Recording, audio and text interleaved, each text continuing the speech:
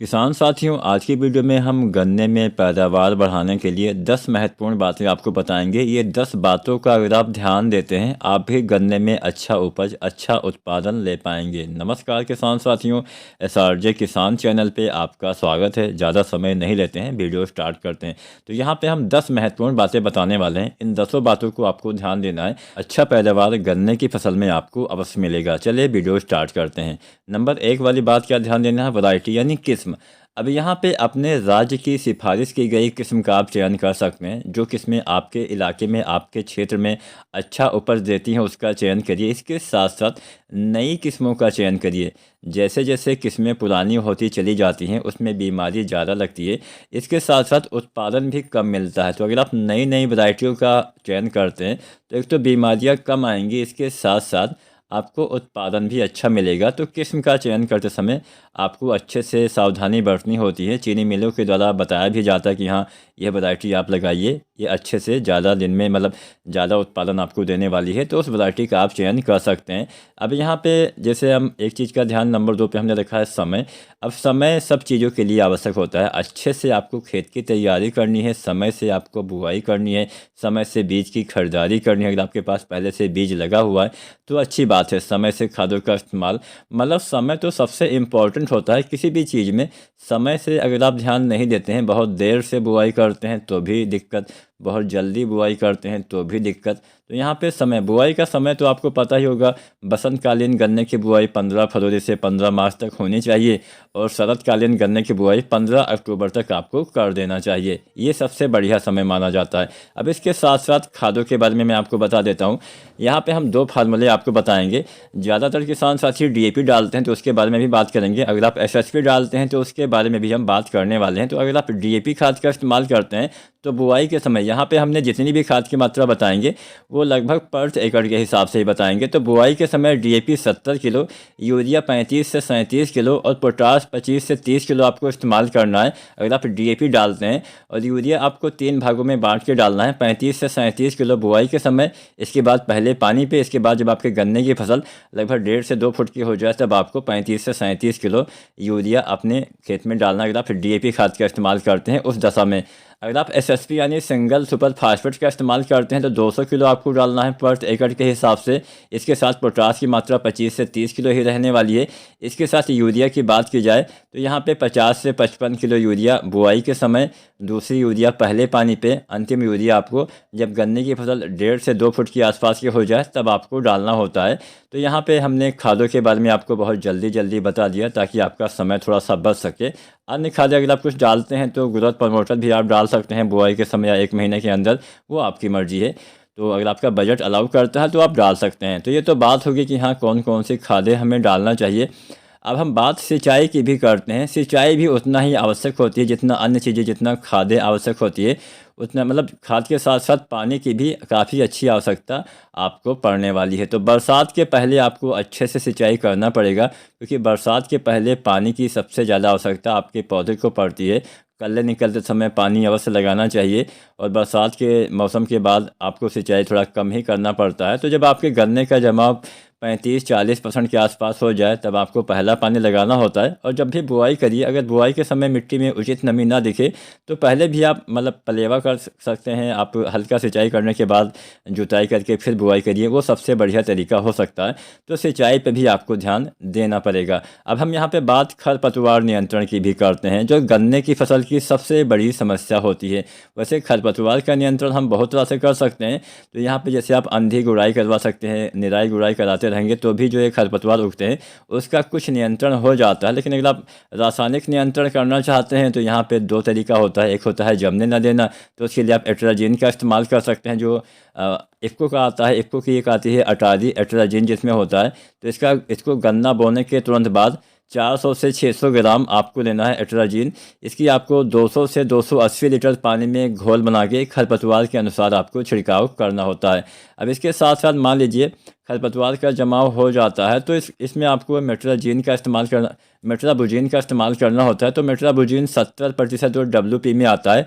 इफ़को का आपको मिल जाता है तानोसी, तो इफ़को का तानोसी भी आप इस्तेमाल कर सकते हैं। 600 ग्राम प्रति एकड़ के हिसाब से 200 लीटर पानी में बुआई के 25-30 दिन के बाद इसका छिड़काव आपको करना होता है, जिससे खरपतवार का नियंत्रण आप कर सकते हैं। एक चीज़ आपको और ध्यान देना है, बीज का उपचार। तो कार्बेंडाजिम आपको लेना है 200 ग्राम प्रति 100 लीटर पानी में घोल बना के आपको 10 मिनट तक बीज को उपचारित करना होता है, जिससे बीज उपचार आप कर पाएंगे। अगर मान लीजिए आपके वहाँ पे थोड़ा बहुत दीमक वगैरह का अटैक होता हो तो आप इमिडाक्लोपीड भी डाल सकते हैं।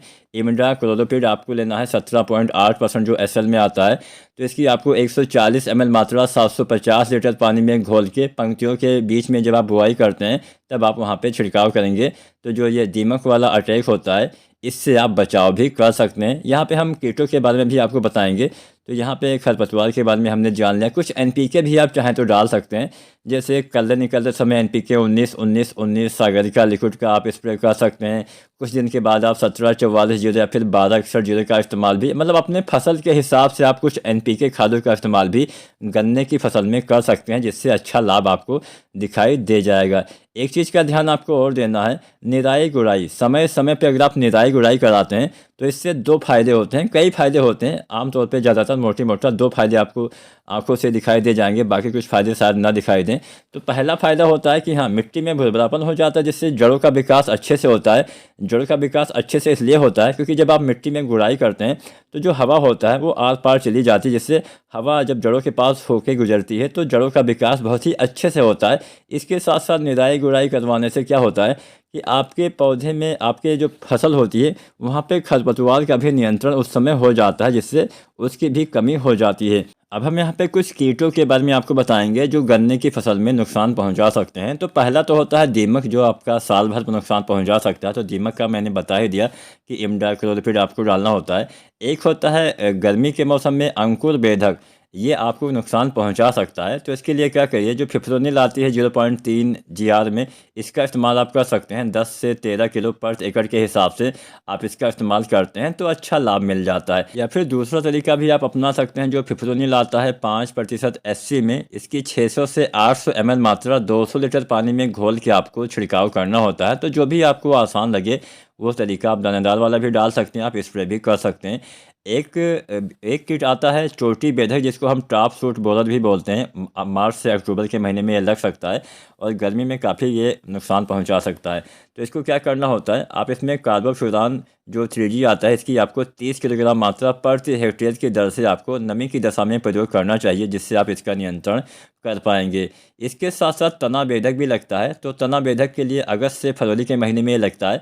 तो इसके लिए आपको क्या करना चाहिए, इसके लिए आपको मोनोक्रोटोफास लेना है 36% वाला। इसकी आपको छिड़काव करना होता है। 3 सप्ताह के अंदर आपको 3 बार इसका छिड़काव करेंगे तो आप जो तना बेधक होता है उसका नियंत्रण आप कर पाएंगे।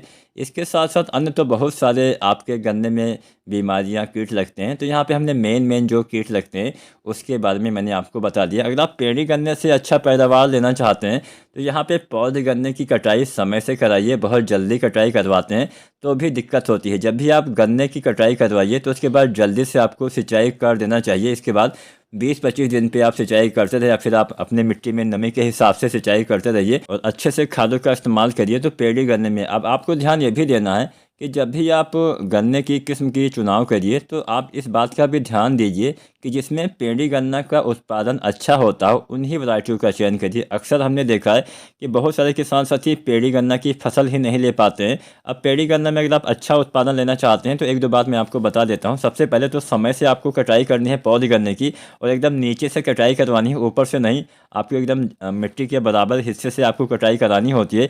इसके साथ साथ जब भी आप कटाई करवाइए तो यहाँ पे पौध गन्ने की कटाई करवाइए तो आपको पहले चेक करना है जहाँ जहाँ पे रिक्त स्थान होता है, जहाँ जहाँ पे जो पौध गन्ने में भी जमाव ना हुआ हो, उस स्थान पे उसी वैरायटी के गन्ने के बीज आपको कहीं पे लगा देना है पहले से ही, ताकि जब भी आप मतलब उसका जब जमाव सही से हो जाएगा तो जहाँ पे आपको खाली स्थान दिखे वहाँ पे आपको उसी किस्म के बीज को लगा देना है, ताकि खाली स्थान ना होने से आपको उपज अच्छा मिले, आपके उत्पादन में कोई भी कमी ना मिले। ये सबसे बढ़िया तरीका होता है। अक्सर खाली स्थान होने से ही, अक्सर जमाव कम होने से ही हमें हमारे पेड़ी गन्ने में उत्पादन कम मिलता है। इस बात का भी आपको ध्यान देना है। और कोई भी आप वैरायटी चुनिए उसमें कोई भी रोग, कोई भी बीमारी पहले से ना लगी हो। इसके लिए क्या करना है, जहाँ से भी आप, मान लीजिए आपके पास नहीं है बीज, जहाँ से भी आप बीज लेने जाइए वहाँ पे उसके खेत में आप जाइए, अच्छे से अंदर घुस के आपको चेक करना है किनारे से भले ही अच्छा हो, बीच में आपको चेक करना है कि हाँ कोई रोग कोई बीमारी इस गन्ने में लगा हुआ है या नहीं लगा हुआ है। रोग मुक्त बीज अगर आप लाते हैं